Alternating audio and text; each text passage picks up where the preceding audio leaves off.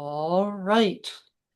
Welcome, everyone. I hope everyone is staying cool and maybe even dry. We had some intense little dark thunderstorms just a little while ago here in the city. Anyway, it is my great pleasure to introduce today's speaker, Clarice Landreth, EA. Clarice is an enrolled agent with over 23 years of experience in advanced tax resolution. Clarice serves as the quality assurance analyst at Omni and has been teaching tax representation since 2014. She is the current chair of the NAEA NTPI Planning Committee and a star speaker at NAEA events, receiving the NAEA Excellence in Education Award in 2021. I've had the pleasure of hearing Clarice speak many times at various NAEA events, and I am a big fan. I hope you will appreciate and enjoy Clarice's work as much as I do. Welcome, Clarice. The floor is yours. Well, thank you very much, and let me share my screen. Welcome, everyone. I'm glad you are all here to do a deeper dive into collection statute of limitations, and I will take the questions throughout as there is time. So today we're going to be talking about one of my topics that I am passionate about. Transcripts and collection statute are definitely things I'm passionate about because I've seen what each one has to do with the representation world. So today we're going to talk about the collection statute of limitations because it's one of the critical items a tax representative must understand to represent a taxpayer with an outstanding tax liability properly. During this session, we will discuss the collection statute and what actions taken by the taxpayer or us as the representative will extend the statute. We will analyze transcripts to determine the CSED. So two of my passions, transcripts and collection statute. So at the end of this course, you will be able to understand the period of time the Internal Revenue Service has to collect a tax liability. You'll be able to identify events that toll the collection statute and locate entries on the transcripts that indicate a tolling event. Now, as we are representing taxpayers, one of the first things we need to know, along with are they compliant with their tax deposits, have they filed all tax returns, is to really know all of our statutes. But today we're going to focus on that collection statute. And that is going to be a basis for anything we basically do to determine what kind of resolution they are, that is the best fit for them, whether that be an installment agreement, currently not collectible, offering compromise. You have to know the statute before you can determine the resolution, as well as financial statements. The collection statute of limitations is in IRC 6502. So generally, the IRS has 10 years with which to collect a tax. Each tax assessment, and we'll go over what that means, and many of you may have experience with transcripts, but we'll go over where to locate that on the tax return or on the account transcripts. Each tax assessment has its own collection statute of limitations. So you could have multiple collection statutes on a transcript on a tax period because those multiple tax assessments each have their own statute. The collection statute expiration date, the CSED, so you'll hear CSED a lot, is the expiration of the time that the IRS has to collect. Now, I see many times people say in online forums, well, this liability is from 2015, or let's go a little bit further, 2014. I don't understand why it hasn't fallen off, or 2010 or 2005. Now, as we'll learn, the statute doesn't start until the tax is actually assessed. So if someone didn't file a 2015 return until 2019, that statute did not start until 2019. And then if there's additional tax assessed. So we'll go through all of these things as we're doing this course. Transaction codes. These are codes that are on the transcripts. If you are familiar with transcripts, you see them code 150. You see all of the codes on the side. And certain transaction codes on that account transcript carry their own collection statute expiration dates and their own collection statute. So I've covered a few here because these are the major ones that you see on transcripts. TC 150, tax assessed. TC 290 is additional tax assessment. TC 170 and 176 is estimated tax penalty. TC 186 is the FTD penalty if you deal with employment taxes. And then TC 240 is a miscellaneous civil penalty. So if you're dealing with a business that has failed to file their information returns, you would see a civil penalty. Or if you have an individual that was assessed with trust fund recovery penalty, that would be the code that you would be looking for to determine the collection statute. And then I do have the IRM that has transaction codes that carry their own CSED for the additional transaction codes that we really won't discuss here. Now, one of the biggest misconceptions I see on online forums and in classes I teach is many people think if the IRS filed a substitute for return, that does not start the collection statute. And that is absolutely incorrect. Now, a substitute for return doesn't start the assessment statute if it wasn't signed by the taxpayer, but it will begin the collection statute. All it has to be is a tax assessment, and that's what starts that collection statute. So it does begin when the tax is assessed from the substitute for return. Now, another thing that I hear, and that is incorrect, is that if you file an original return after that substitute for return has posted, that tax assessment from that substitute for return has posted, then you are going to restart that collection statute with that when that tax return is filed. And that is actually incorrect. It does not reset that collection statute clock. That clock continues from when that original tax was assessed from the SFR. Now, if for some reason a taxpayer is filing a tax return with an additional tax due, maybe we go back to ERC time where they would file an amended return where they did owe additional tax, that would create an additional tax assessment and create a secondary tax. So the original tax assessment has its CSED, and then you would have a secondary that is from if you filed an original tax return and it increased the tax due, you would have a secondary only on that amount of the increase. So let's say the IRS filed a substitute return for $20,000, and then for some reason the taxpayer, because they're doing the right thing, files their tax return and they're showing $30,000 worth of tax. So you would see the tax assessment of $20,000, and then you would see additional tax assessed of $10,000. And that first one would carry one CSED, and that second one would carry a secondary CSED. And so I also quoted the IRM here that shows that substitute for returns do begin the collection statute, unlike many people believe. Now, certain events that we take or the taxpayer takes on an account will toll that collection statute. So these are very specific actions, and it's basically when the IRS cannot collect because there's some kind of hold. This does not include currently not collectible. Many people believe it does because the IRS can't collect, but no, it doesn't. Currently not collectible is not one of those events that we will be discussing. When that action is taken and the corresponding action, that will trigger a stop of the collection statute. And then it will, once that ending transaction code is entered, it will resume the collection statute. And I'll show you on the transcripts and point out when you do see the collection statute, what you would see if there is still a tolling event that's happening. Now, all of these actions are included in that IRM 5.1.19.3, and this discusses them further.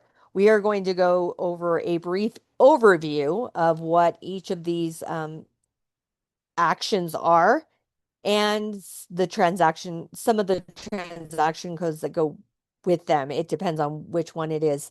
And so we will talk about those, and then we will get into a case study and review, like, I think it's 3 transcripts in order to determine collection statute. Now, collection due process, and we have a polling question. Thank you very much.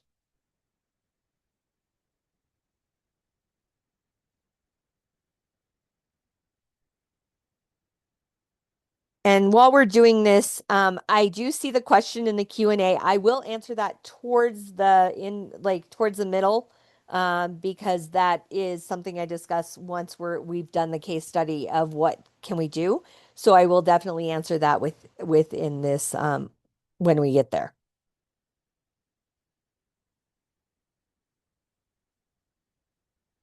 So the first one we're going to discuss is a collection due process CDP hearing request. Now that is filed on Form 12153. This only applies when it is a timely filed 12153. So you have 30 days with which to file your hearing request for it to be considered a timely request. If you are outside of that 30 days, you have up to 1 year to file an equivalent hearing. But this only applies to that collection due process CDP hearing request TC, and that is, transaction code 520. So the collection statute is suspended from the date the IRS receives the timely filed CDP hearing request to the date until one of the following happens: if you withdraw the request, or the date the appeals determination becomes final, including any court appeals. So if you had a determination you did not like and the taxpayer took it to tax court, it would include all of those court appeals. And so that collection statute would be withheld for that entire time. So when you are considering filing a collection due process request, you definitely want to consider that collection statute before filing it, because if you timely file it, yes, they have tax court rights, but maybe they won't go to tax court. Maybe you're just trying to get you're working to resolve the case and get them current and compliant. And so you may hold off and do an equivalent hearing, which generally stops collection action, so that you're not tolling that statute. For example, I had a client that I was representing, and their liability was from 2013. The collection statute expired in June of this year. The IRS issued a letter 11 back in April of this year. I purposely did not file that collection due process request because I knew it would toll the statute, and I knew the IRS most likely wasn't going to levy on that period of time. And I did discuss that with the client, the pros and cons of filing or not filing that. But before you take any of these actions, you have to consider that whatever that collection statute is on the underlying period, so that you're not unnecessarily tolling the statute. And I will tell you, collection due process hearings right now, they are taking a long time. So you could be tolling the statute for 6 months to a year and a half. And you won't want to do that if you could get it resolved in a quicker manner. So maybe you don't file that appeal. And many people say, I file it no matter what. But with every one of our cases, we can't just be cookie cutter and say, I file it no matter what. We have to analyze all the facts of the case and do what's in the best interest of the client while informing the client of why we're doing what we're doing, because we don't want them to come back and say, well, you could have filed a CDP and you didn't. Now, on the transcript, you see here, this is a tax transcript. I do not like what the IRS did. I don't know how many years ago it was. They changed this code 150 from tax assessed to tax return filed, and that confused a lot of individuals. So this is when the tax was assessed, not when the tax return was filed. It's when it was processed and the tax was assessed. So as you can see, there is no date underneath. So the IRS has recently, I think in the past couple years, added the collection statute expiration date to many of the transcripts. Unfortunately, the IRS did not put it under that tax return filed or that tax assessment when it's that original Code 150. So I will discuss how to figure that out on a future transcript. However, as you can see, this tax return was filed, but here's the things we're looking for is down at the bottom, we see code 971, collection due process levy, hearing request or levy and lien hearing request received. And it says it was a collection due process request received timely. So we know that that begins the statute tolling until that is resolved, whether it's withdrawn or the appeal is all done. Now you notice up here, it doesn't have an amount over here, but you see these zeros. So whenever an action is taken to toll the statute, what used to be the collection statute date will turn into zeros. And so you will know that that will not be on your transcript if it is in there. If you see zeros, that means there's a current tolling event that has happened. So down here we see those entries of the timely filed. Now, the next one that tolls the statute, this one is one of the longer tolling. That's bankruptcy TC 520. The CSED is suspended for the period of time the taxpayer is in bankruptcy and for 6 months thereafter, because it does take a long time for it to come back to the Internal Revenue Service for them to collect.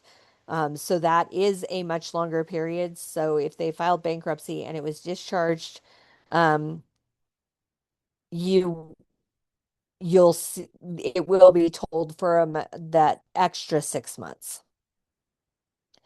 Now, in this, we have another polling question. Thank you very much. So now we see this transcript. We see down here that there is a bankruptcy or other legal action filed. It will have code 520. Now, one of the things that I want to just bring up, I know this is not a transcript class, but I do have to bring it up because of my transcript background, is if you see a code 520, do not assume that a bankruptcy was filed. This code 520 means bankruptcy or other legal action filed. That could be a bankruptcy or it could be a collection due process hearing. So you need to analyze and determine the entries around that entry of bankruptcy or other legal action filed. If it's a true bankruptcy, more than likely it will have a bankruptcy notification received. If it was a CDP, I'll go back. You will see that collection due process request received timely on the same date as that bankruptcy or other legal action filed. So then you can know it's a CDP and not an actual bankruptcy. Now the offer in compromise, OIC TC 480. The CSED is suspended for a number of days the OIC is pending. 30 days after the rejection of the OIC and the period that a timely filed appeal of the rejection is being considered. One major thing to know right now and to pay attention to right now is offers and compromise are taking an immense amount of time. With the recent reduction in staffing at the IRS, the offer and compromise unit was also decimated. And I have personally, for one of my clients, I have an offer and compromise I submitted in April of 2025. The last correspondence I received was in September of 2025. I have not been able to get a hold of the offer and compromise unit. I've tried at all times of the day. I've left multiple messages, and there is no one responding to my calls, returning my phone calls. Now, at this point, I did give the client the option of following up on it via a taxpayer advocate request, um, and told her why I would or would not do that. I did tell her that if they go until May of next year, or April of next year, she will actually get her offer and compromise automatically accepted. And so she's chosen at this time, because her financial status is the same, to go ahead and leave it be. So I won't be reaching out. But know that for this entire time, that collection statute has been told since April or May of 2025. And so we're already a year and multiple months. And I did look at the collection statute before I did file that offer in compromise to make sure that I wasn't unnecessarily suspending that or tolling that collection statute. And so her CSEDs are way out there, 2030, 2035, and her financial status was that an offer in compromise was her best option. But I first looked at her collection statute dates to see if that was the option that I should move forward with. So what you'll see in here, we see a received offer in compromise, code 480. It was received on 12/14 of 2021. Then we see code 481, offer in compromise rejected or returned on 7/26 of 2023. So you see, especially through COVID and as they've come back from COVID and then they lost a lot of staffing, you saw that it took an immense amount of time. And that is just for the initial rejection. That's not for any appeals. So if this was rejected and appealed, we're of course going to add additional time onto that collection statute, which is not good. And so we've already done a year and like 8 months, and now we're going to go even further, a year and 7 or 8 months. So we see code 480 was the beginning of the statute and code 481 is the ending of the statute. Now, this is one taxpayer living outside of the United States. I personally have never seen this coding, but many of you might deal with international taxpayers. And so the CSED is suspended while the taxpayer is outside of the US if absence is for a continuous period of at least 6 months. This may result in the CSED being suspended for a very long time. Now, the IRS realized that, or someone realized that, so they have now put in place policies for the administration of this code section so that it doesn't unnecessarily toll that statute. So what are those policies? Well, some of those policies would be that if they are currently not collectible or they set up some kind of resolution, they will not have their collection statute tolled. It's just when they are living outside of the United States and not trying to resolve their liability, that is when the collection statute will be tolled for that extended amount of time. However, if they set up that resolution, they will not have that tolling happen. Again, I have never, in my almost 24 years of practicing, I have never seen this, but we do not have a lot of international taxpayers that we handle. We have a lot that go out of the country, but we don't have a lot that live outside of the United States. And if they do, they're like, I don't care about it. I'm never coming back to the United States. Our next one is installment agreements, IA, TC 971. If any of you have attended one of my transcript classes, I hate that they use TC 971 for so many different things. But for installment agreements, this is the collection statute is suspended during the time the proposed installment agreement is pending, 30 days following the rejection of a proposed installment agreement, 30 days following the termination of an installment agreement, and any appeal of the termination or rejection of the installment agreement. So when you're submitting that installment agreement, you know that it may take an extended amount of time. And so where I really want to bring this part up with tolling the statute unnecessarily is I do want to bring up that many people think, well, I'm just going to send, which right now, who would want to mail anything to the IRS, to be honest?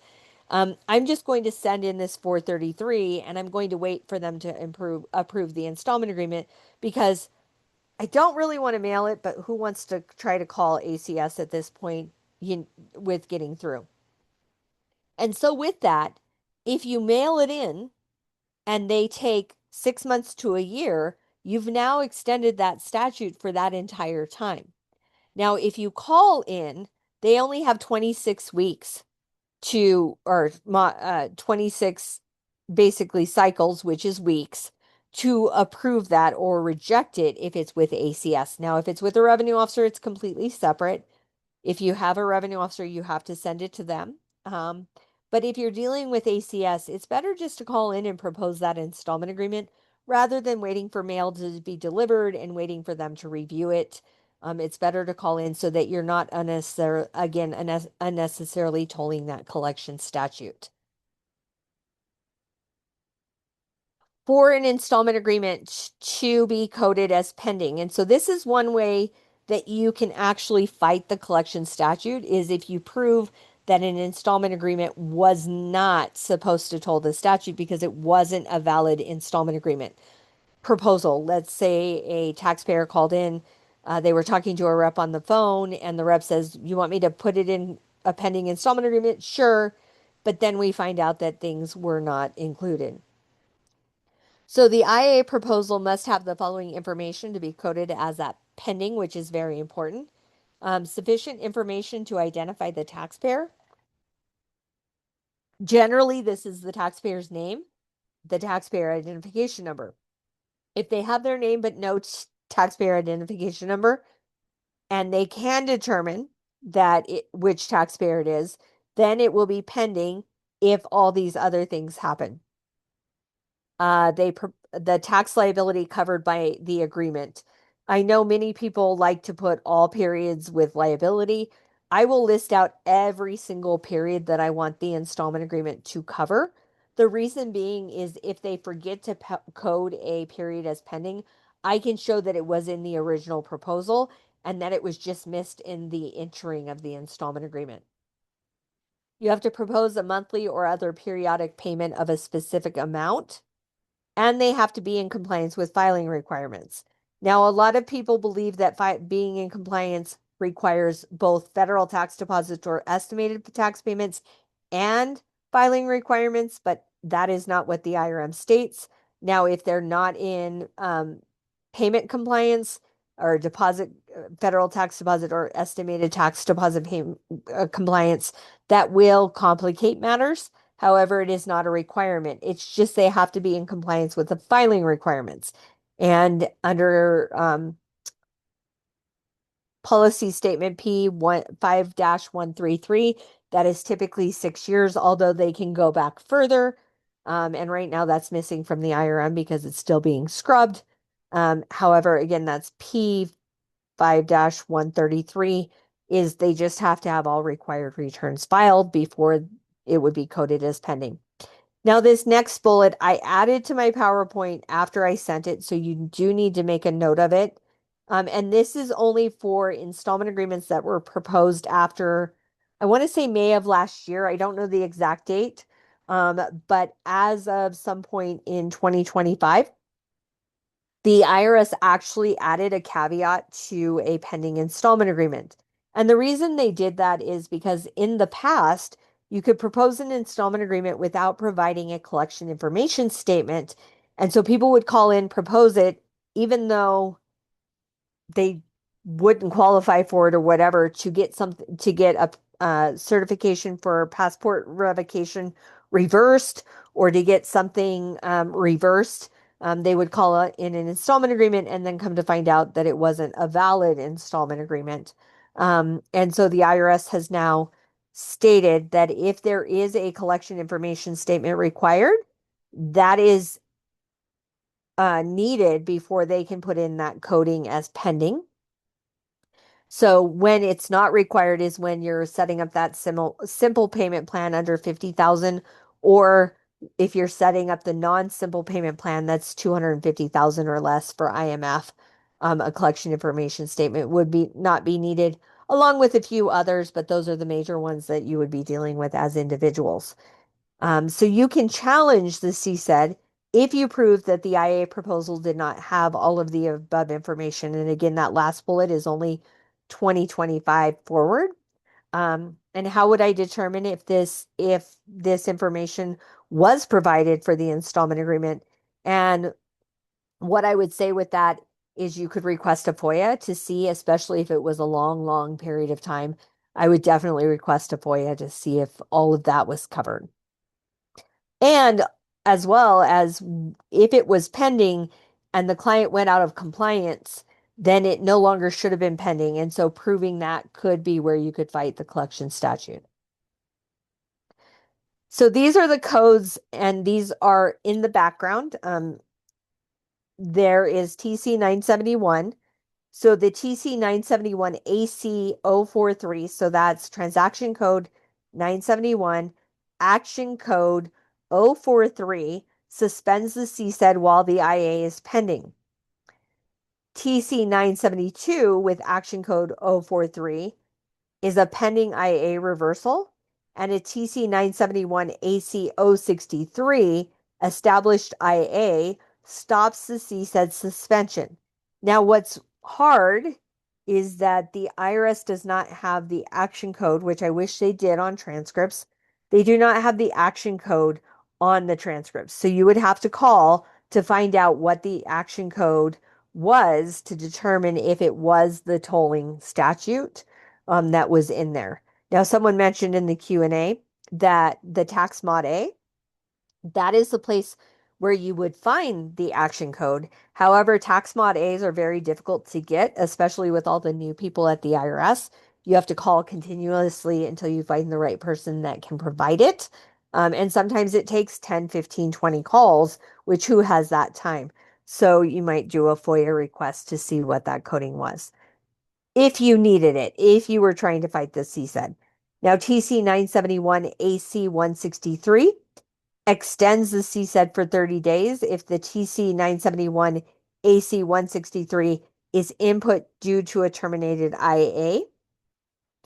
TC 972 AC 043 will systemically reverse TC 971 AC 043 in 26 cycles. So that's 26 weeks.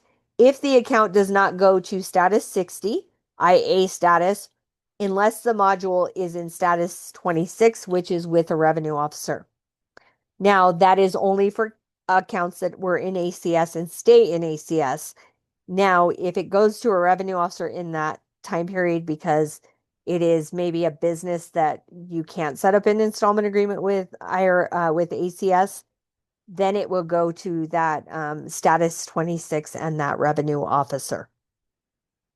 And then that 26 weeks no longer applies. So again, a FOIA could help you understand if a IA unnecessarily told the CSED. And we have another polling question.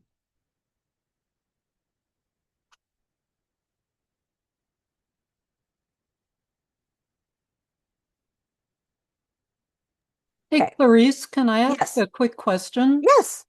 Is there any difference or benefit of one over the other in terms of calling in for an installment agreement versus using the online installment agreement tool? So the installment agreement tool is a great tool if it works. Yes. Yes, it's a great tool because not only does it do a reduced fee for the person who's setting up the installment agreement, but for us as tax professionals, it is much easier than having to call into ACS right now because it's an automatic approval, basically. But what I found is it's very hard, especially with my clients or the clients that my firm represents.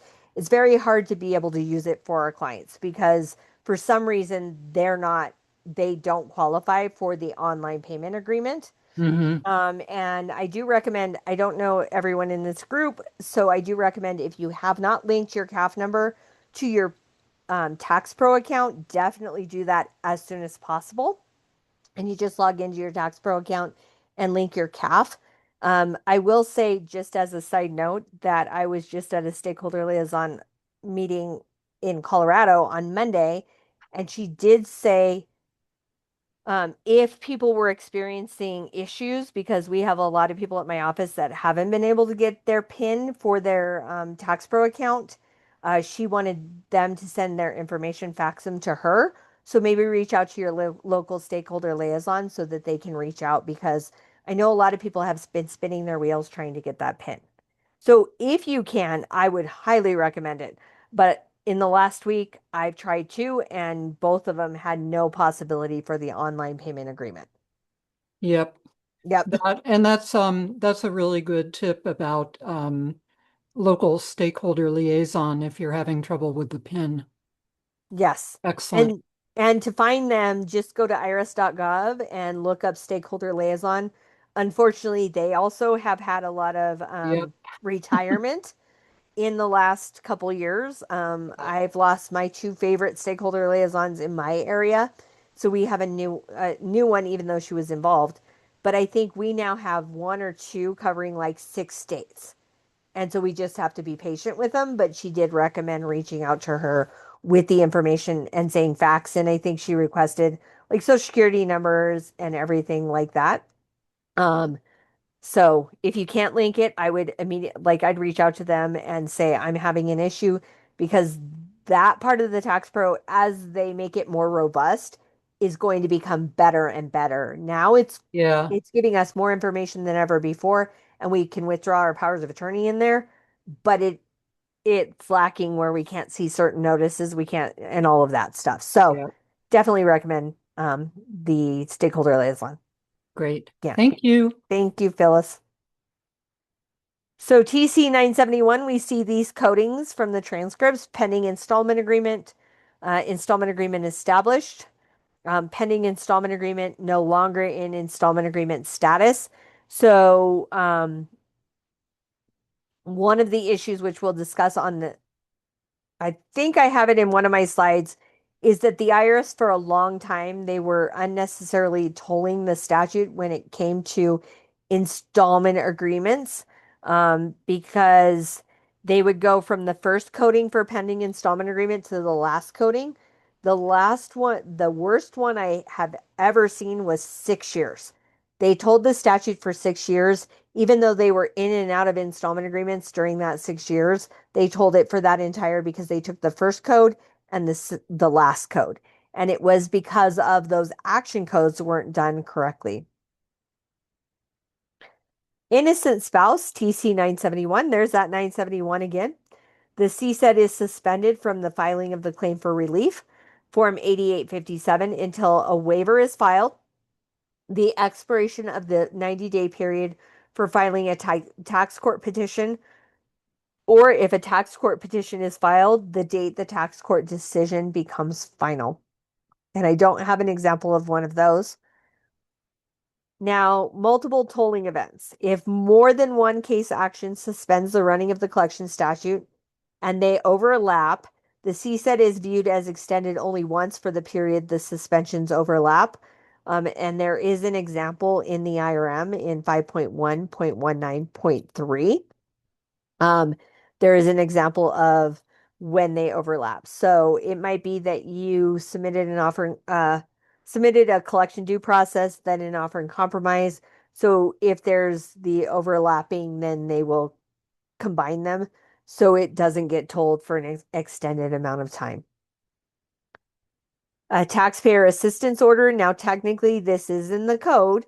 IRC 7811D provides that if a taxpayer advocate order is filed, the CSED is extended for a certain period.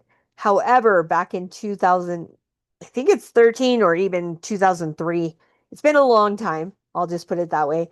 The commissioner, there was a memorandum that issued that advised the Taxpayer Advocate Service that they were not required to take actions to extend the CSED. And they give the reasoning behind that. And most of it was they didn't have the way to code it in order to toll that. So in my almost 24 years, I have never seen a taxpayer advocate order actually suspend that statute. So some people would say don't file a taxpayer advocate request because you'll toll the statute, and that is not the case.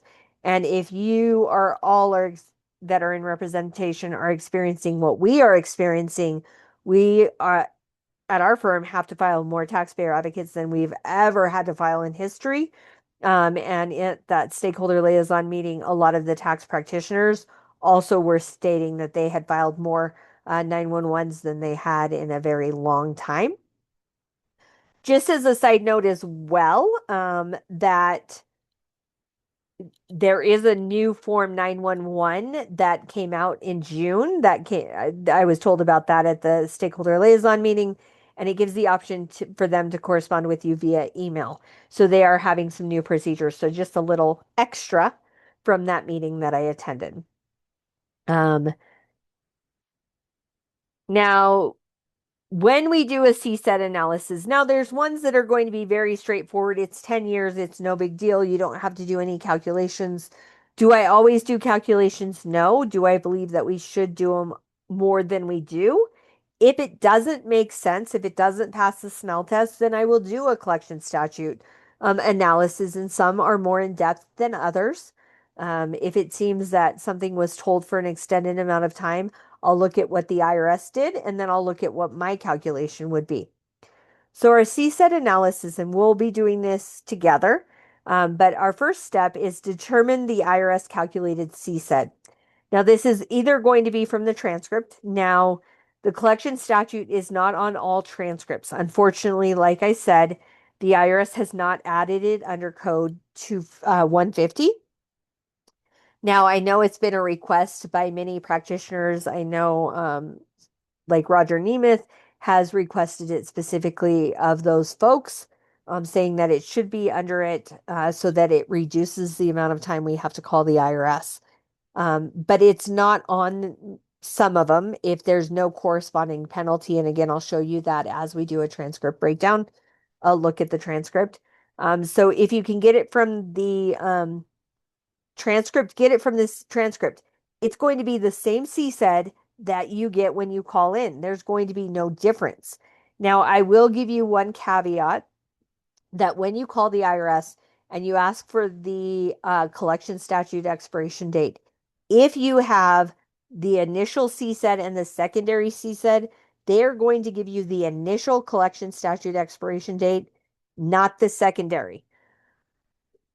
So if you tell your client your collection statute expires in 2026 and there's a secondary CSED with a bigger liability, you're then going to have to let the client, when they call you and say, "Oh, it's January or it's June, July, it's July 15th, and you said my CSED was going to expire on July 15th." And then you go and realize that, oh, they had a different liability, and now you have a different CSED, and you have to let them know, "Well, I'm sorry, the IRS gave me the wrong number, wrong date." Well, aren't you the tax professional? So just make sure that you're always knowing if there are two CSEDs on a transcript or on a tax period. You will calculate the number of days after 10 years in the IRS calculated CSED. So the CSED minus 10 years from the original calculation statute in date. And we'll go through all of this. Step 3 is to identify all of your tolling events. Step 4 is to calculate the number of days from the tolling events. Compare the IRS calculation with your calculation in step 5. Now, this is part of the answer that Mark had asked the question, and I'll ask the question and then we'll go over step 6. So Mark asks, can a PPS rep review and or correct CSED dates? I have a CSED case where they have a CSED for additional assessments and have attached it to the entire tax year debt. They refuse to issue a tax mod A. I will say you are not going to get it fixed through practitioner priority service. So you need to contact the IRS. You can try with ACS. However, you might be fighting an uphill battle. You contact ACS, the revenue officer, or the appeals officer. If the normal lines of communication do not work, file a taxpayer advocate request. The timing of your contact will depend on the status of the case and the other CSEDs on the file. So what I do is I will try through ACS or I'll try through the revenue officer. If I do not get success, I will then send it through a taxpayer advocate. And what Mark was talking about is a common problem. It is that there's the initial CSED, which should be written off on that, or the initial balance with an initial CSED, which should be written off on that first CSED date. Then you have an additional tax assessed with a secondary CSED, and the IRS is not writing off that original balance. I see that quite often. Now, what I'm saying in conjunction with the timing of your contact will depend on the status of the case and the other CSEDs on file is I may not bring it to the IRS's attention right away if, for instance, the client is currently not collectible, we're planning to file an offer in compromise, or maybe we're in the middle of negotiations. And I usually, if I'm in the middle of a negotiation, I will bring it up. But if I have another CSED that's expiring in like 3 months, I will absolutely not touch that file until it expires. And I will explain to the client, I am not doing anything on this because of your next statute expires in 3 months. So my timing really is it going to benefit my client by getting that reduced or is it not? It might not benefit my client for a long time.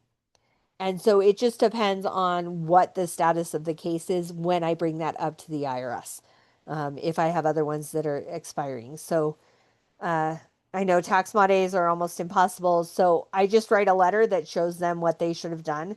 And it takes a long time. So what I typically do is I will do a taxpayer advocate, but I at least try to talk to ACS so that I can say it's a hardship because no one wants to fix this.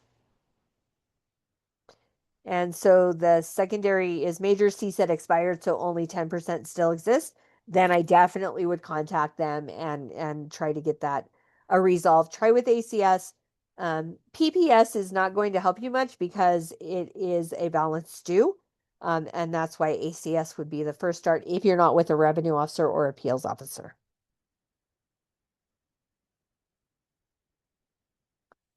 So what we're going to do, and we're going to be going a lot back and forth, and I apologize for that. I have no good way of doing this other than that, and I didn't want to give you the answers before the class because this is really where your deeper dive is. This is where we're determining the collection statute expiration date and how to do this in real life.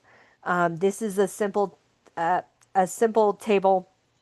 A lot of the transcript pulling software will calculate the CSED, and I just realized I spelled analysis wrong. There's too many N's in there. Um, but they will do it. But I still believe that you as a human being need to review it and to make sure the calculations are still accurate. Many people think, well, I'll just let AI do it. Well, AI doesn't have the thinking ability that we do as humans. And you'll see that on one of my examples as we go through this, why AI wouldn't have caught what one of our representatives at the firm I work for was able to determine because it took thinking to get that answer. And so what we're going to do is we are going to fill this out. And I will be going, like I said, it will be a lot of back and forth, and I do apologize for that. But I am pulling up certain things and I will show you how we do that. So we have a polling question, and I'm going to let that polling question get answered before I start. And you have in the handouts, you have your transcripts. So if you have two screens, you can pull up the transcript or maybe whatever you can pull up that transcript and look at it and make your notes or however you want to do that, make notes on pieces of paper. But we will be going through a detailed transcript analysis in this next part. Okay. So this is a 1040 for 2012. Now I'm going to tell you, pretend we're in 2024, not 2026. And the reason I didn't update my transcript, because usually I do, but this is a really good example. And sometimes it's hard to find a really good example of when to calculate or how to calculate collection statute expiration dates. And so this is a really good example. So December of 2012. Now, think if we were in 24 or 25, our common thing to do is to assume that because it's a December 31st of 2012, that the collection statute would have expired a long time ago. Don't assume anything. Don't tell a client if they call in and say, I have a 2012 or 13 liability, and say, oh, that the IRS should have written that off a long time ago. Do not say that until you've done your analysis and you've pulled the transcripts and you've looked at them to determine what happened and why there is still a liability on the books. I know of some clients that have liabilities back from 2005. There's some that I've dealt with that have had them from the 90s, and that's because they signed a waiver back in the 90s to collect forever.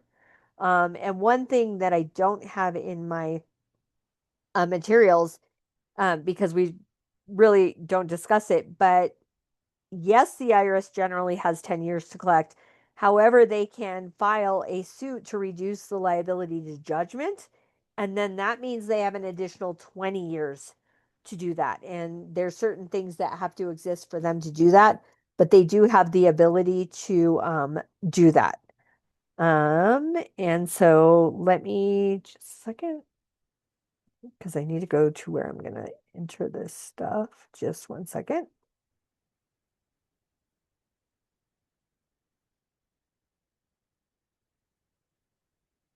Okay.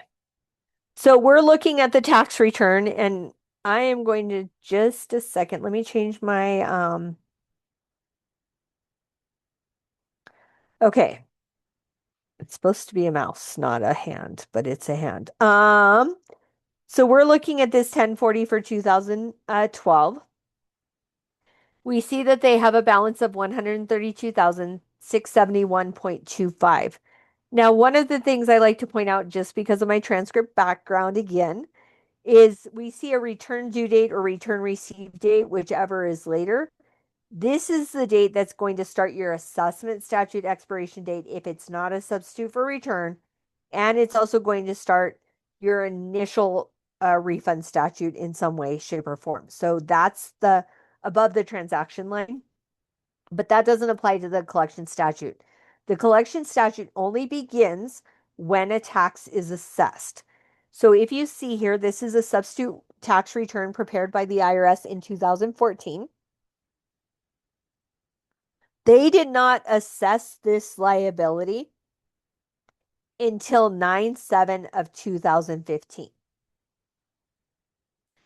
So that would be the tax assessment is 9/7 of 15. So what I normally do with my handy dandy spreadsheet, let me get back to where I can go to this. I'm going to say, well, it clicked. Let me go back just a second. Sorry, this is where it gets a little complicated, but it's so worth it. Well, in my opinion. Okay.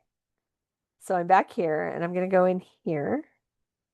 So I'm going to put in the event. So I just am going to do additional tax.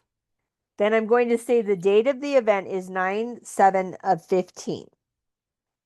So I'm not going to have the rest, the closing event or the number of days told. Then I go back to my transcript and I'm going to start looking for what I see. And this is going to be pretty obvious. This one's a pretty obvious one. Is now we see that this is the collection statute expiration date, the 9/7 of 2025. So do I need to even calculate a collection statute expiration date on this one? Well, no, because the additional tax by examination was 9/7 of 15. The CSED was 9/7 of 2025. So the collection statute is 10 years exactly, which means that we're going to have no tolling events. I'm going to look at it just to make sure, but I see no tolling events because it's only a straight 10 years. So we have I'm looking for that CDP, that offer and compromise. All I see is a balance due account currently not collectible due to hardship. So almost immediately they were in currently not collectible status, which again, that does not toll the statute. They came back into collections on 9/25 of 17. They had a collection due process notice of intent to levy issued in 2021. However, there was no appeal filed at that time. We see no appeal in there. And then we see they issued a notice of lien filing in right to a collection due process hearing in 2024. Again, we see no appeal filed. And then they were put back into currently not collectible, but not due to hardship. So there's due to hardship and not due to hardship. Currently not collectible, not due to hardship is the IRS shelved it for some reason, but they didn't do a financial review. So with this one, it was pretty easy. If I go back to this, just a second. If I go back to this, the IRS calculated CSED was 9/7 of 25, and we have no days of tolling. So if we look at that, we have no days that tolled. So we know that we don't have to really do an analysis of this one because there's 10 years. So someone asked, why doesn't the SFR create the initial assessment? So if you're probably talking about that code 150 substitute tax return prepared by the IRS, because they haven't finished their um, determination of how much the liability will be. So very rarely will you see an amount there. You'll just see that substitute for return entry.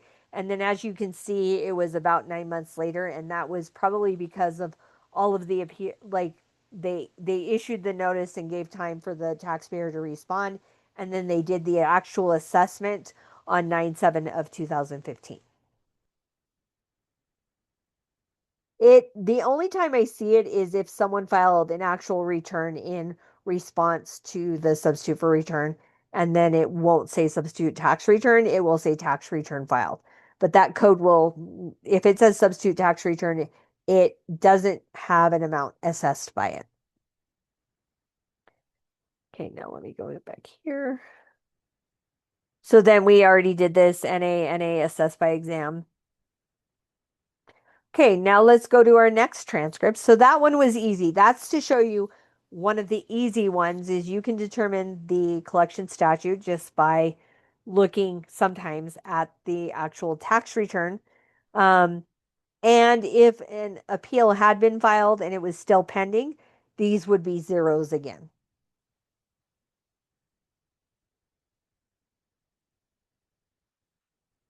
So this next one, we we have another 1040 for December of 2012. So again, people would assume that this would mean that that it would be well expired. So we're going to go down here. We see that they filed an original tax return on 7/22 of 2013. We are going to pretend that we are in so this was pulled. This is a great example of what I believe it was Mike was asking about. This is a really, I think it's a good example. So we pulled this transcript in this November of 2024. So we have our original tax return filed of 7/22 of 2013. Okay. Sorry, I'm writing that down so I don't have to go back and forth. And then what we want to do, because again, this is not going to have a date underneath it. I'm going to actually look for when the penalty is closely, or a penalty is assessed on the same date as the tax return was filed, because that means that's the same statute. So in this case, I see 7/22 of 13. I see the penalty for not prepaying the tax is 7/22 of 13. The IRS has the collection statute expiration date as 9/9 of 2024. So that tells me that there definitely was tolling action. Was it correct? We don't yet know yet. But there was definite um, tolling actions taken on this case. So let's go back to our calculator. And I'm going to say my my date of this is the just tax. I'm just going to say tax assess. And I'm on the wrong one. Just give me a second. I'm on page 26. Okay, just 1 second. Let me get to the right one. Okay, there we are. So I'm just going to put tax assessed. The date of the event is going to be that 7/22 of 13. And I'm going to put the IRS calculated CSET at the top. My closing event is not applicable, and we're not going to have tolling dates at that point.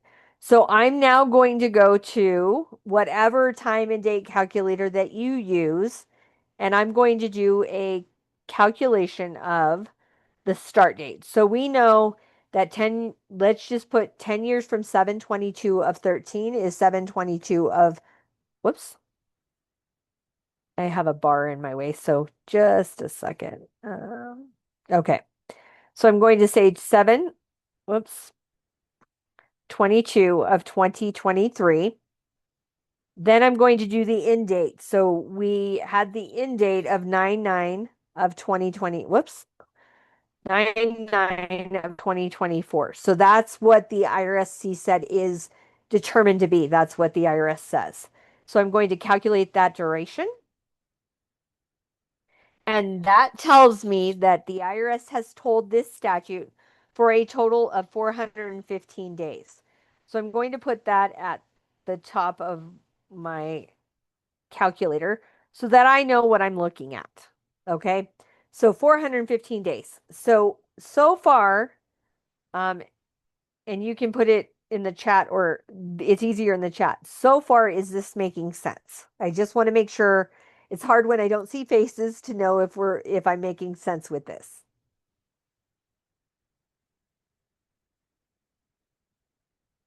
All good. Okay. Anyone else?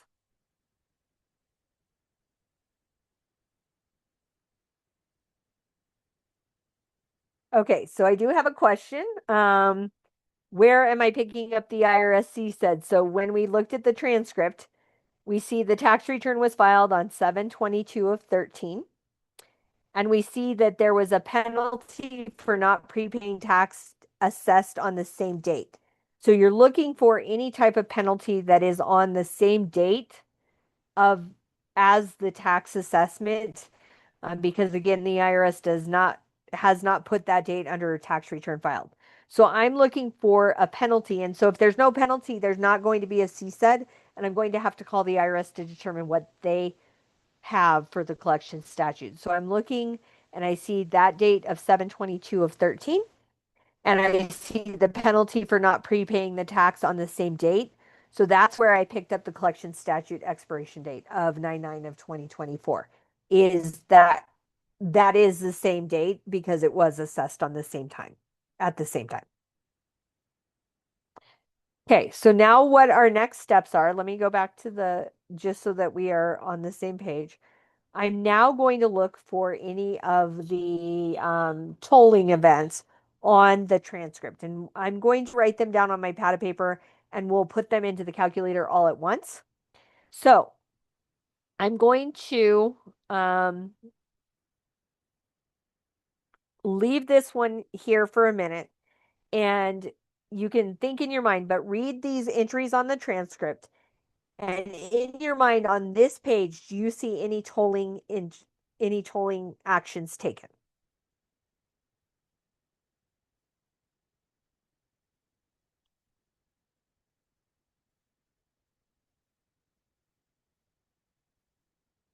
I should have some Jeopardy music or something.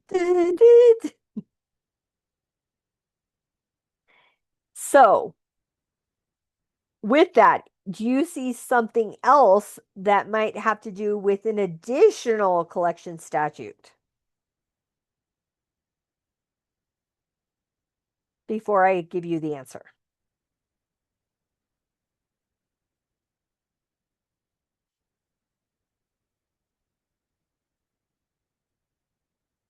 Okay, so on this page alone, there are no additional tolling actions. However, what do we see down here? We see an additional tax assessed on 3/2 of 15. And we see that there is a new CSED, so a secondary CSED of 4/21 of 2026. So what I'm going to do is, before we go to the next page, I'm going to go back to my spreadsheet. And I'm going to fix the analysis because it's going to drive me nuts. And I'm going to put on here additional tax assessed. I'm going to say the date of the event. Whoops, I didn't mean to do that. Sorry.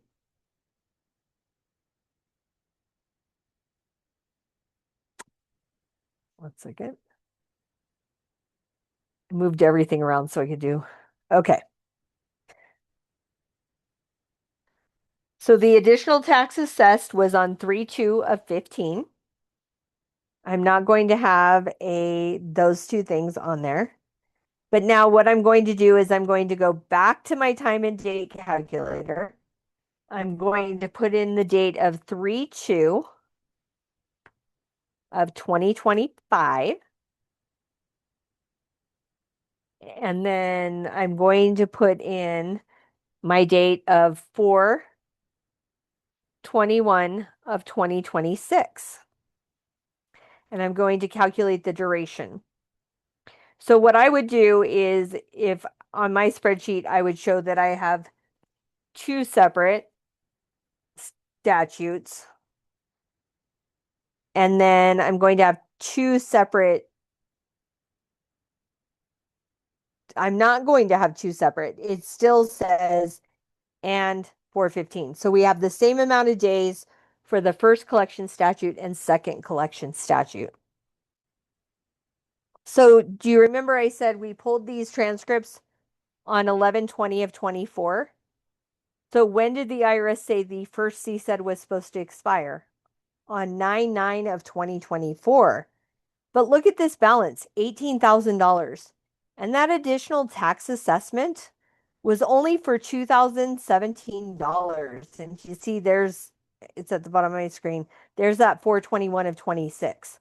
So you can't tell me that if they did write off the initial balance, then that balance would not be $18,000. So just looking at that right there, I can tell that they haven't done their job at the IRS.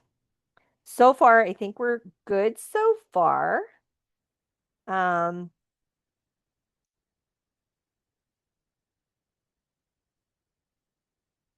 And then someone did mention that they removed or reduced the withholding, the 2729, but that wouldn't affect the CSED.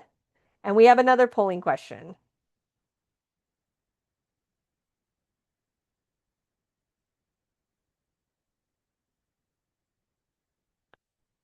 So 807 reduced withholding for the second CSED.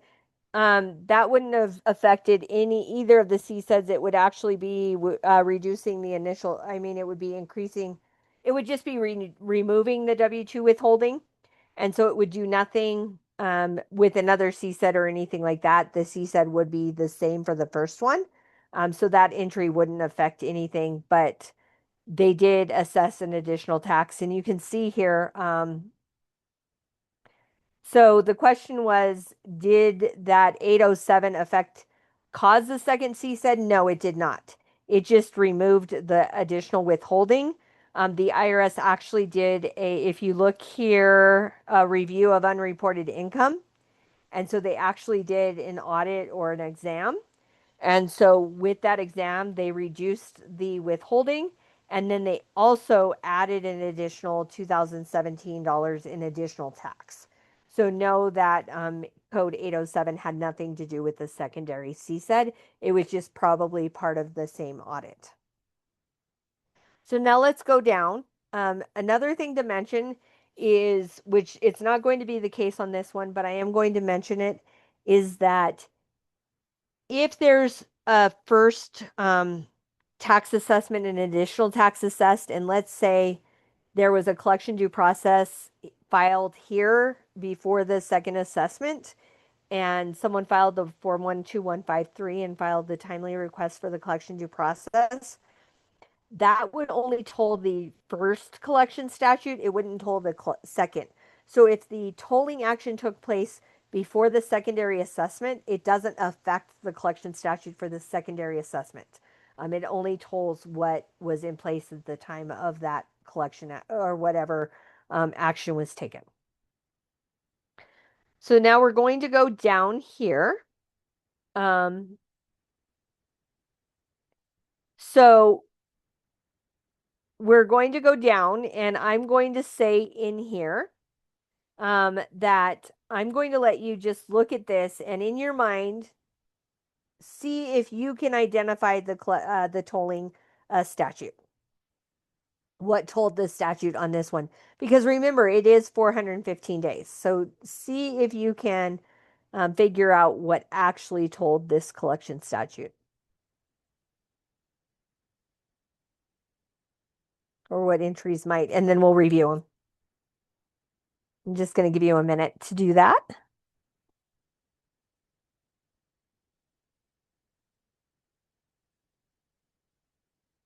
And we'll see what we come to.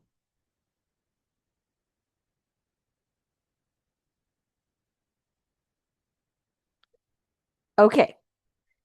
So we see that there was an installment agreement established on 5/7 of 2015. Now, that doesn't toll the statute, but what I'm going to do is I'm going to go ahead and put it down just in case it does affect what the IRS calculated. So I'm going to say IA established, and I might have to add some lines I didn't. On 5/7 of 2015. So one of the things as you get proficient at analyzing transcripts and working representation cases, we have an installment agreement established, and then the next code is on 2/1 of 17, where it's a pending installment agreement.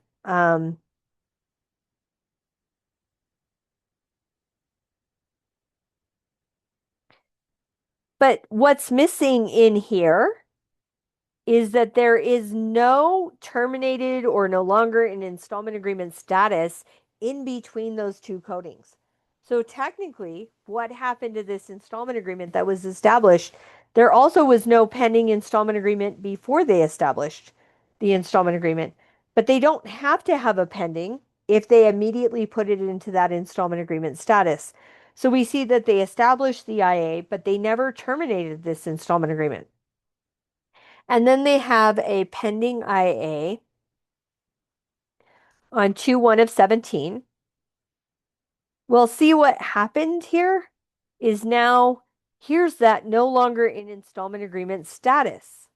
So we have 4/17 of 17, and that is no longer in IA. So what that does, that code right there, that is the one that extends it by 30 days. And we'll go through that as we go through this. So I have another pending installment agreement on 9/19 of 17.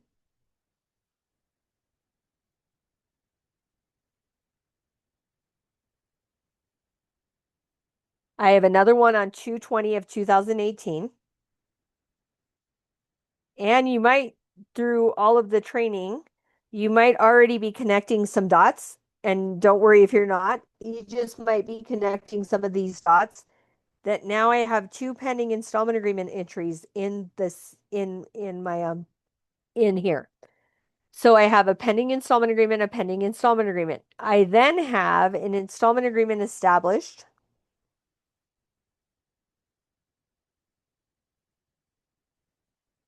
on 2/21 of 18. So basically, this pending installment agreement, it was only told for 1 day, if even that. We then go down here and we have another no longer in IA status.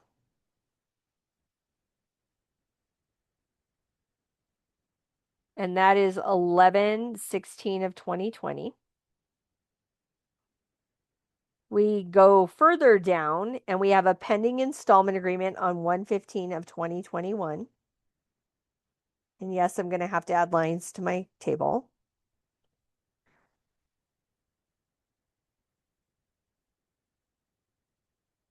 And then this is where our analysis of humans is and where a computer cannot analyze it. We have a pending installment agreement. Then what happened in April of 2015? April of 2021. The case was put into currently not collectible status, which does not toll the statute, does not make any differences to the statute. Then the IRS removed the installment agreement on 1/15 of 2021. So the thing with the IRS that you have to realize is that transcripts are not always in chronological order. So you have to analyze everything and make sure you're looking at it chronological order.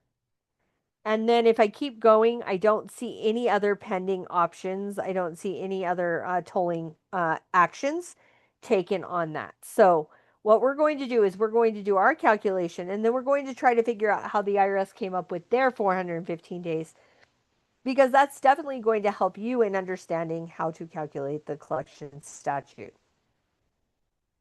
So I'm going to go back to my slideshow. And again, I'm going to have to add lines, which I can do. Let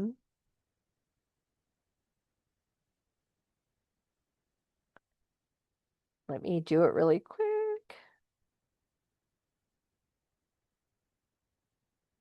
It might get too big, so I will play with it as I'm doing it. Okay. So our first entry is we're going to put in the IA established.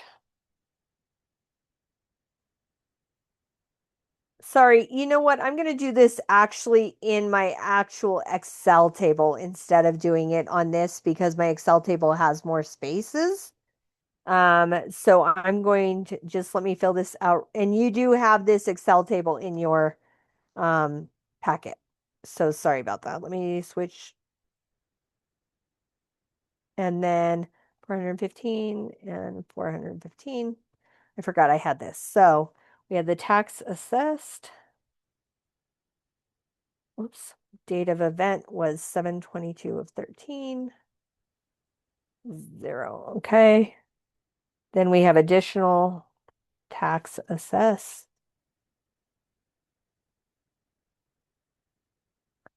That's going to be 3/2 of 15.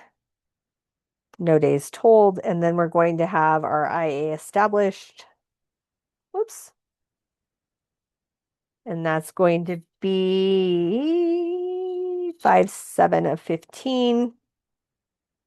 That should not have any tolling dates told. We are then going to have our pending IA, which was 2/1 of 2017. I don't know if at this point, I don't know that there's a closing code. What I would typically do is no longer in IA status. And that date was 4/17 of 17. And so I would say that, and then that's where I would have to go back to my calculator, and I would have to do my calculations of 2/1 of 17, and then I'm going to go to 4/17 of 17.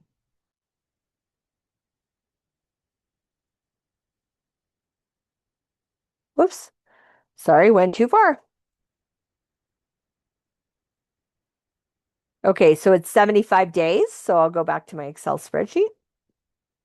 But remember, this no longer in IA status technically adds an additional 30 days. So I'm kind of going to do this in two different ways, and put no longer, because usually the no longer in IA status is a standalone entry.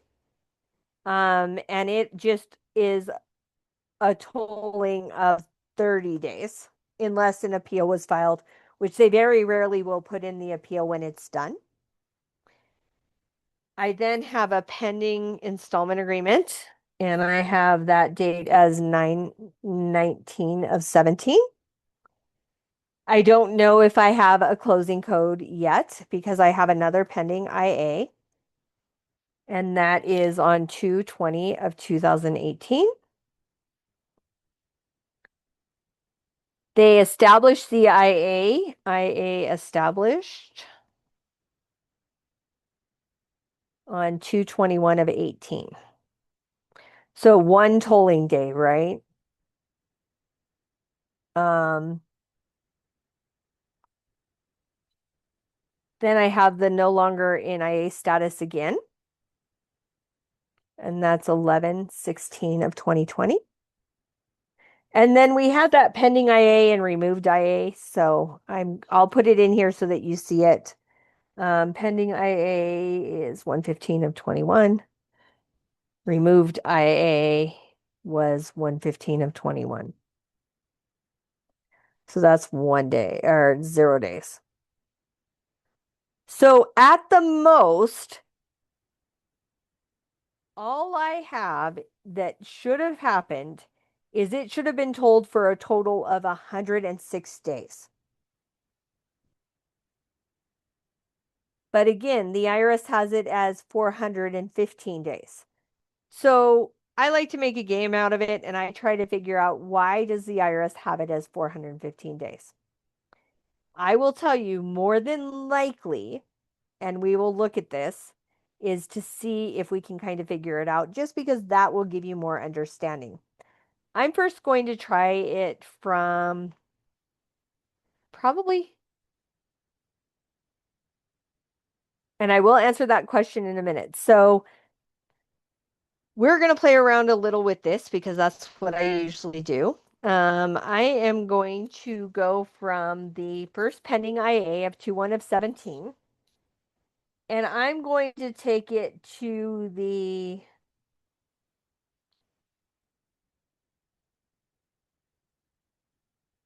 removed. No, that would be too many days. Sorry, I'm doing a little bit of calculation in my brain. Removed IA of 115 of 2021.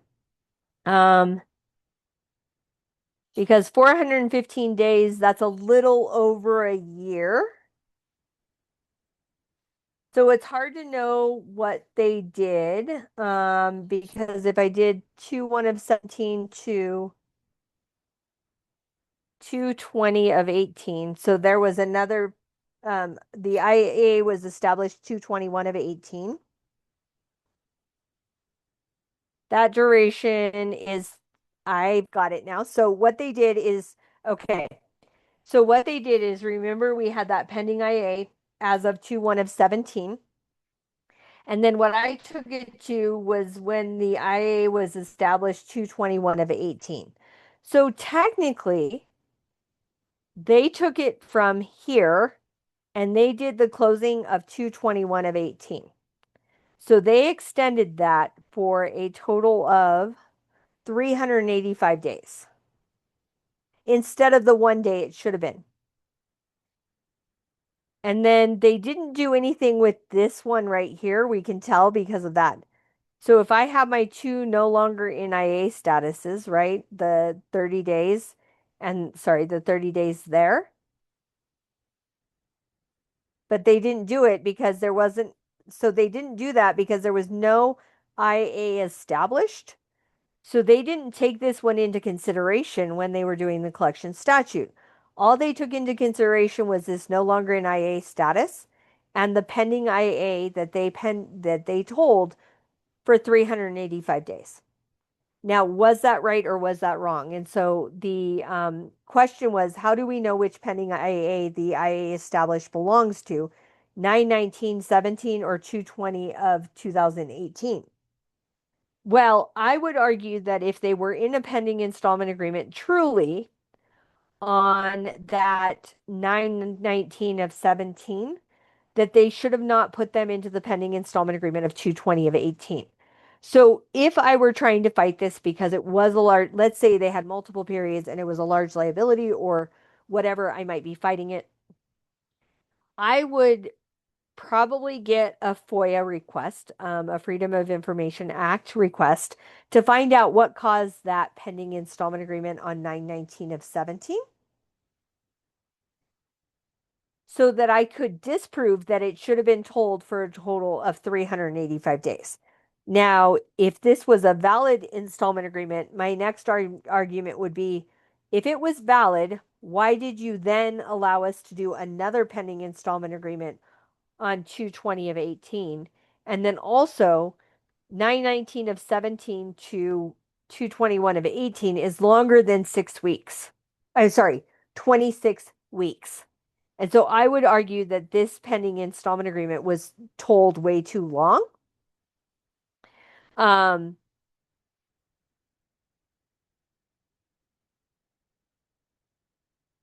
and so I would make that argument. Now, would I win? I don't know. I might not go after it because if I was looking at this now, I would tell you why I might not go after it. But what the IRS did is they did the pending IA, sorry. We determined they did it from this one. So sorry, I put this in the wrong place. Sorry, I just got myself, I didn't mean to get everyone confused. I put that in the wrong place. So technically I should have put this in the IA. This makes more sense. Sorry, everyone. This is what I get for doing it on the fly. So this would be the 385 days, not that one. So what I would argue is, why was there a pending installment agreement on 2/1 of 17, 9/19 of 17, and then the 2/20 of 18? And if they said, well, the 2/1/17 was a valid installment agreement proposal, I would say then you should have removed it after 26 weeks, and therefore I would have reduced that time period by 6 months. So do I really know which pending installment agreement is associated to the 9/19/17 or the 2/20/18? No. I then have to do further investigation depending on if it's worth time and effort to do that. But I do know that this CSET is incorrect in some way, shape, or form. So I answered that one. And then why no 30 days on the second no longer in IA status? The reason is because there was no established installment agreement. So they didn't have the coding for an installment agreement established. Therefore, that no longer in IA status would not apply. Or this one applied and this one didn't. It's probably more so that this one applied and then this one did not. So one of them didn't apply because there was no installment agreement established. More than likely, I will say it was this one that didn't apply now that I look at it more closely. So that would be, but it's the 30 days. That's how we came to the 415 days. This one would probably be because there was no installment agreement established after that pending in IA. What about this second IA? This other, not sure which, I think you're meaning the pending installment agreement or the IA established. I'm not sure if you want to put a little more, I can answer that a little more. I'm just not sure. So I would argue that that it shouldn't have been told for 415 days. I would argue that either it should have been told for 31 days or because the IRS, this is what I was talking about. The IRS, unfortunately, for many years, they were taking the coding of the pending installment agreement and going from the oldest one to the newest one. And that is because the IRS actually um, because the IRS didn't put the AC. So remember we talked about the transaction code with the AC action code. So on some of these the IRS didn't put the action code. So they more than likely put the action code on the 2/1/17 one, but not on the other ones, and that's why the computer read it. Again, computer.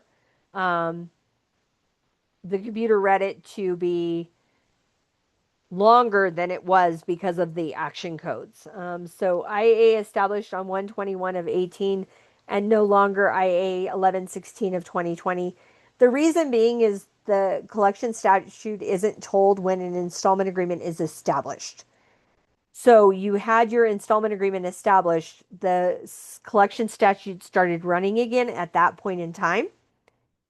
So then this time period from that 2018 to 2020, it wasn't told during that time period because they were in an active installment agreement. They just defaulted it for some reason in 2020, so that's why it did not include those days. Hopefully that makes sense.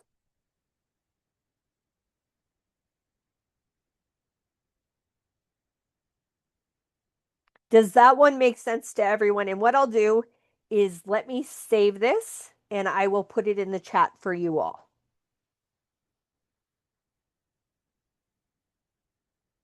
And while I do that, let me pause really quick so I can save it, and then I will be right back to save.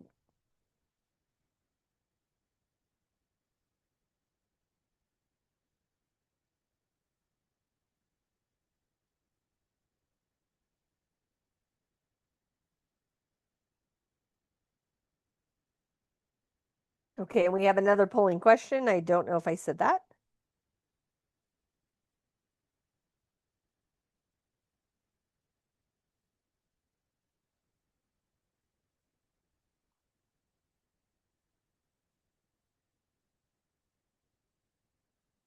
And I will share my screen again in just a minute. Okay.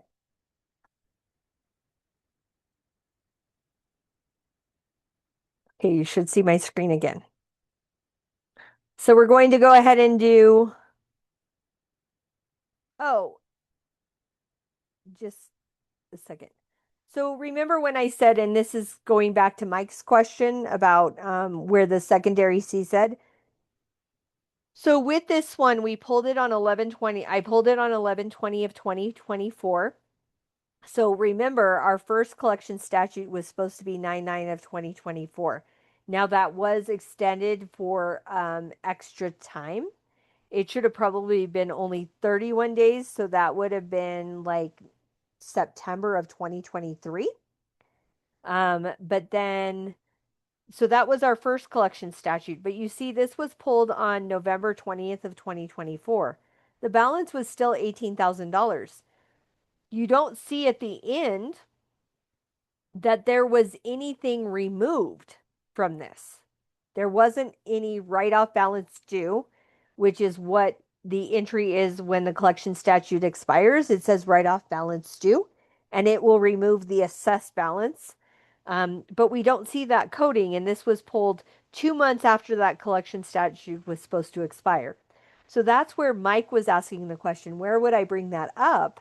And where I would bring that up is ACS if possible. And if they don't help you, then you would do the taxpayer advocate request. The secondary CSED was in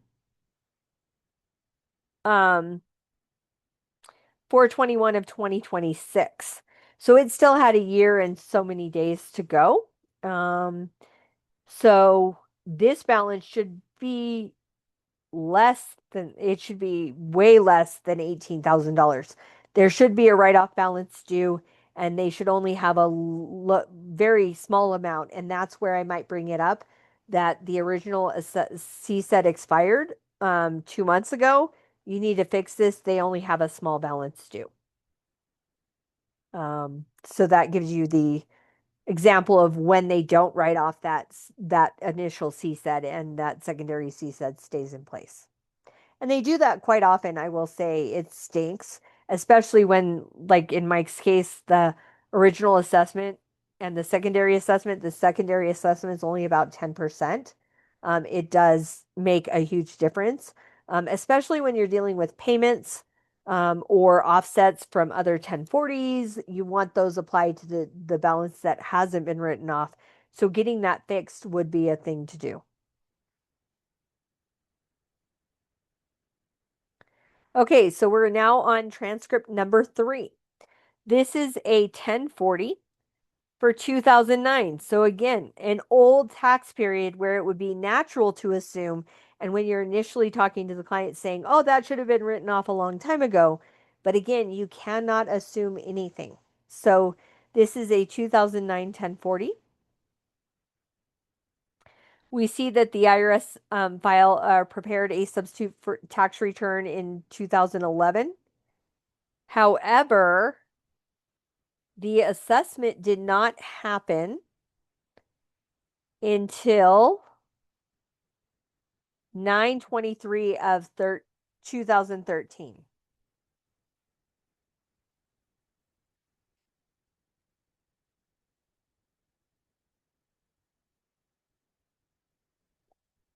So that's on 9/23 of 2013. So if we would imagine that the CSED would have expired 9/23 of 2023.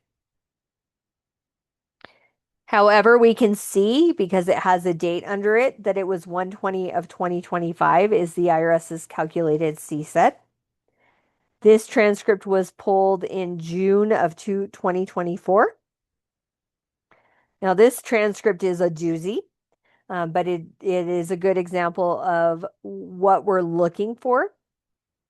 So I'm going to just go down and I'm going to look at what entry is that tolling. And we'll calculate all of the dates when I get the entries, and then we'll put those in so we don't have to go back and forth so much. So we see here the collection due process request received timely on 2/11 of 14. And remember, I was telling you that the entry of the bankruptcy or other legal action filed doesn't mean bankruptcy. It could mean a collection due process. So we see those dates that correspond exactly the same. The IRS, so we have a date of 2/11 of 14. We see that the IRS could assess longer. We then see that the IRS received an offer in compromise on 7/8 of 14.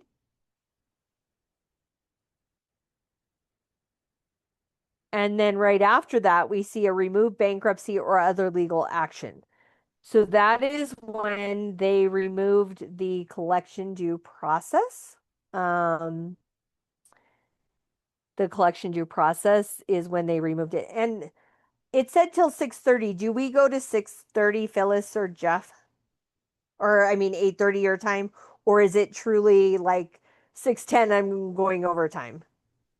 I didn't actually notice. I think we started a little bit past 6:30. Jeff, did you note the time?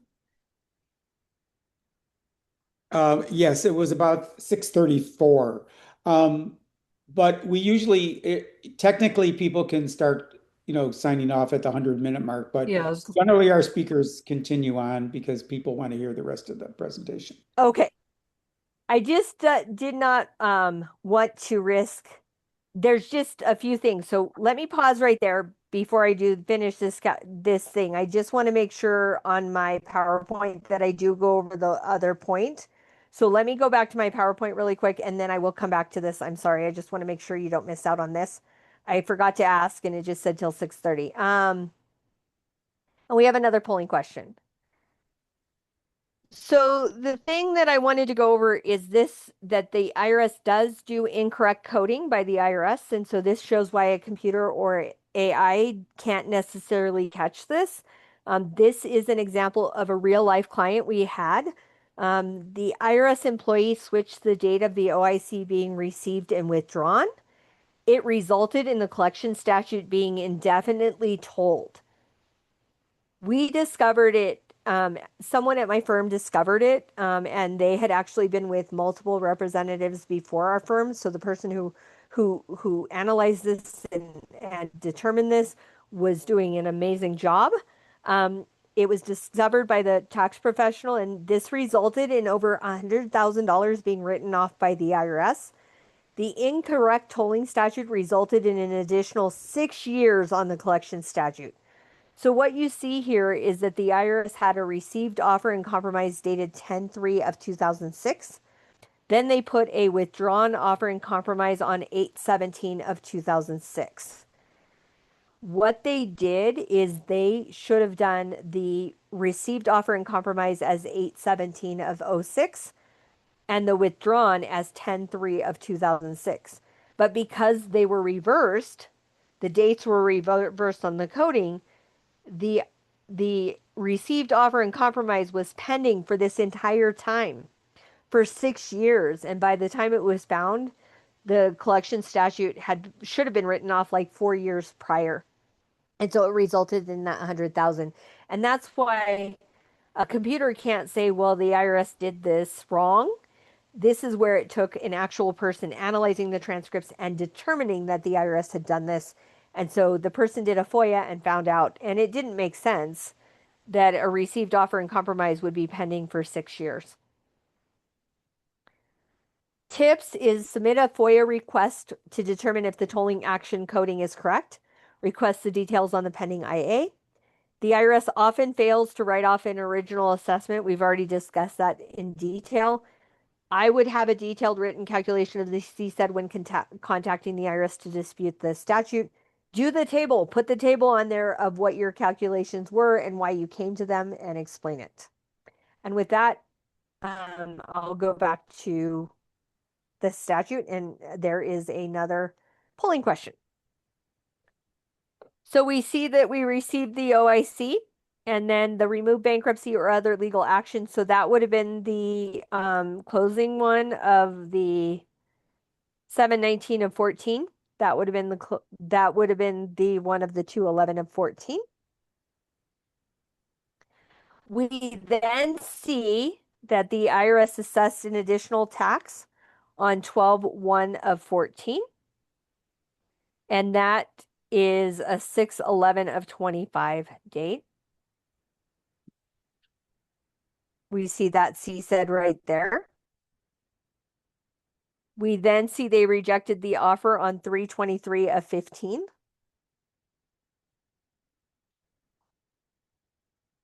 Then they submitted another offer in compromise on 8/14 and 9/3. The reason 2 dates probably is because it is a married filing joint tax liability, and so maybe 2 offers were submitted for some reason. I don't know why someone would do that unless there was another liability, but that's a totally different class, not this class. So we'll put both of those dates down. They rejected, oh, I know what happened now, because again, it's not on chronological order. So the first offer was submitted on 8/14 of 15. The IRS rejected it on 9/1 of 15. Then the taxpayer submitted another one on 9/3 of 15.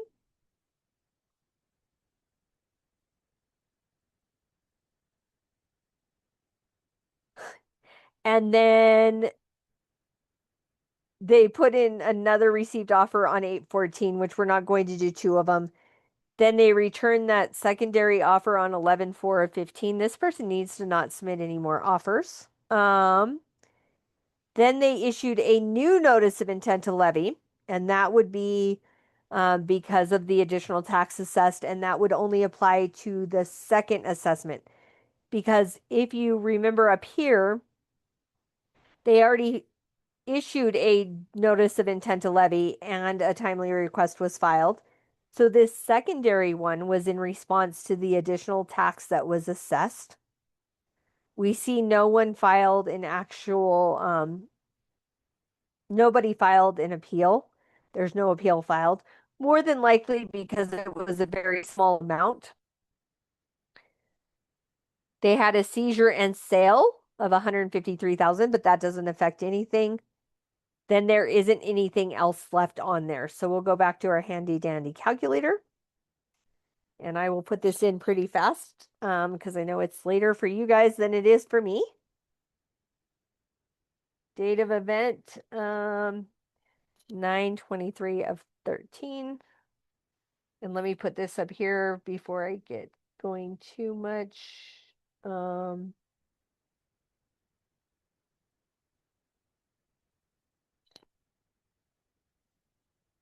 So the original one was 1/20 of 2025. The secondary was 6/11 of 2025. And we'll figure out the dates of tolling. Then we had an additional tax assessed. And that one was on 12/1 of 14. But I'm going to put this actually down a little further. And the reason being is, remember what I was saying about one thing not affecting the other thing? We had a CDP timely that was filed on 2/11 of 14. So it didn't affect this assessment. That's why I'm putting it above that assessment. The closing event was closing event was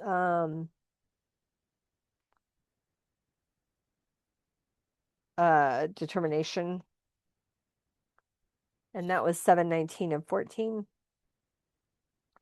And then we had a CDP that was, an OIC that was submitted on 7/8 of 14, received. And then we had the OIC rejected or returned, whichever, but it doesn't matter. Oh,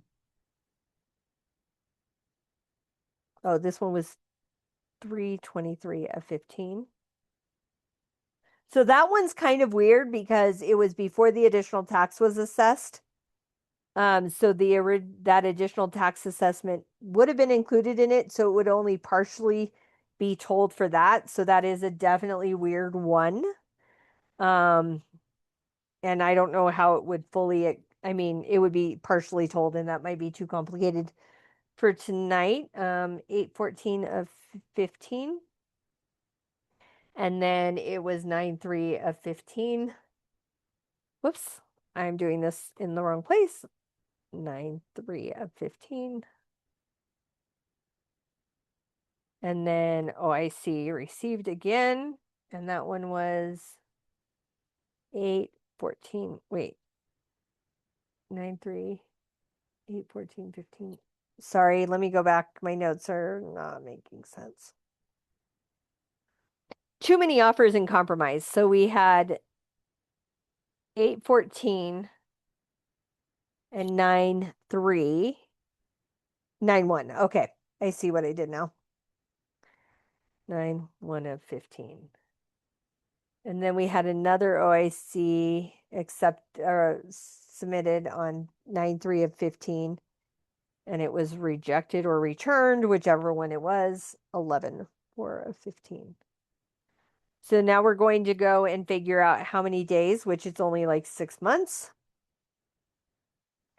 But we're going to go, the first he said would be 1/20 of 25. So sorry, the tax was assessed. So the C said was 9/23 of 23.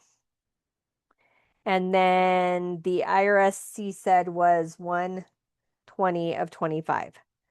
So the IRS told the statute for 485 days.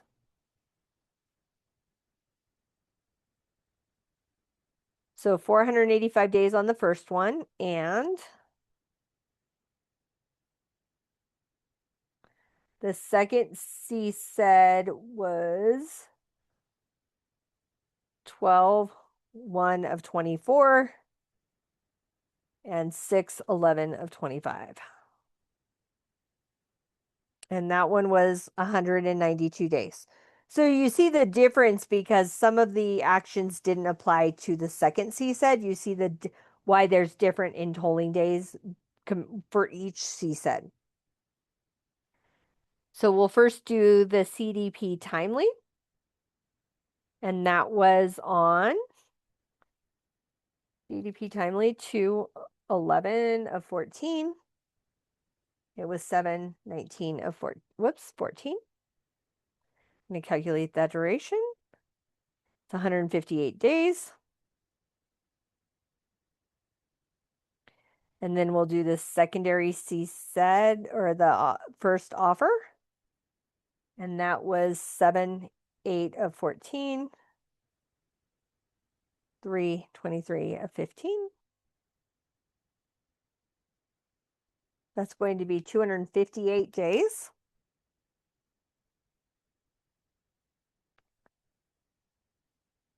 But I'm going to say that it overlapped, let's say, by 11 days. So I'm going to take 11 days from that 258 days, and I'm just going to say 247. Then we have another offer in compromise. So, but sorry, before I do that, we're going to calculate from 12/1 of 14 until the OIC was rejected, because that time period would be in there. Remember, I said it would be a partial. So we're going to do the 12/1 of 14. We're going to calculate those days. And that was 112 days. So we're going to say this offer affected it from OIC by 112 days. And then we're going to go back here and we're going to take our offer of 814 of, whoops, 814 of 15 to 91 of 15.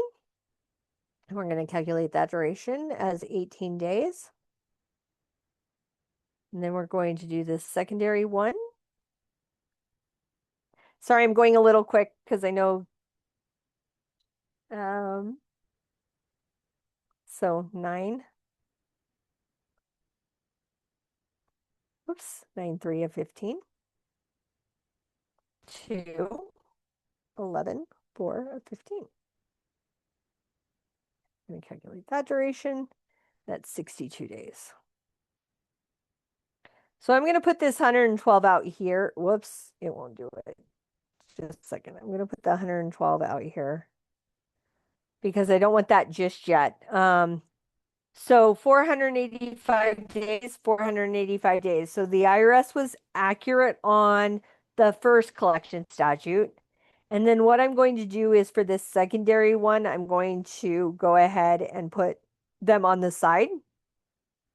And I'll put second CSED because only these dates apply. And I'm going to do an equals here.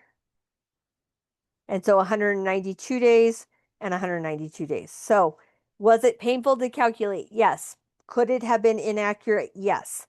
So I was just confirming because it was a lot of days that the IRS was accurate in what their calculation was. So their calculation was accurate on that. And I'm going to rename this example 2. And so as you can see, calculating CSEDs is complicated. There is a lot that goes into it. And then I do have an OIC tolling example in there as well.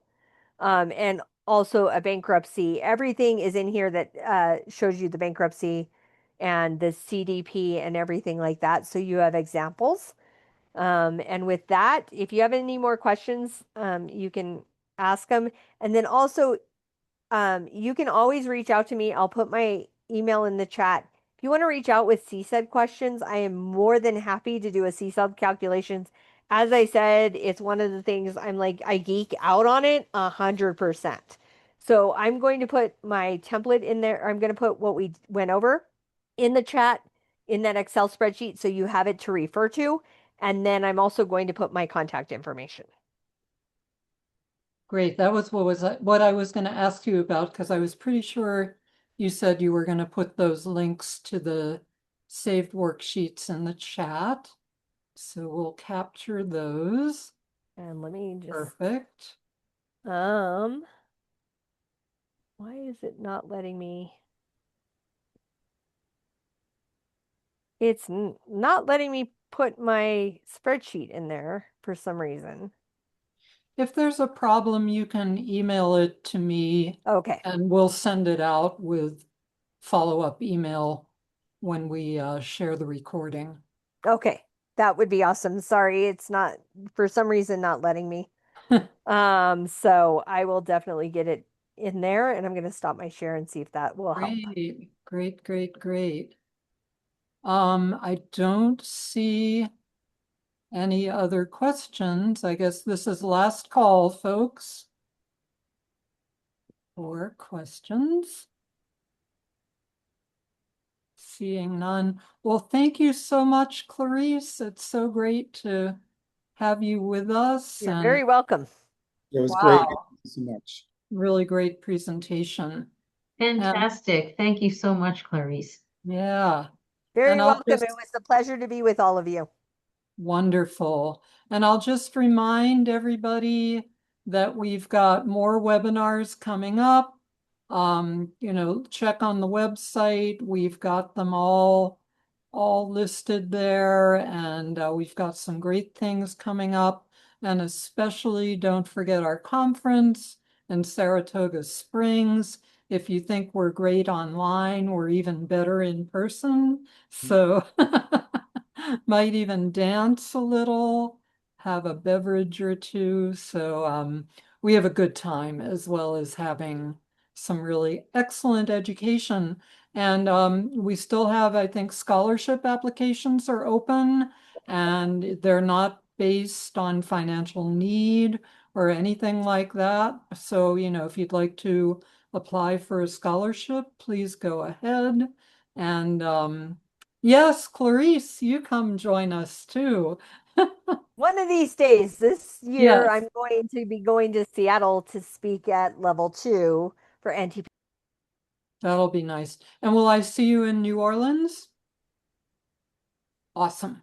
Okay, Yep. I'll be good. a busy bee there. I'm sure. Yes. All righty. Well, thank you, everybody. And thank you, Jeff, and all of our wranglers for helping out. Yes. And Clarice, I'll send you the paperwork and we'll be all set. All right. Good night. Good night.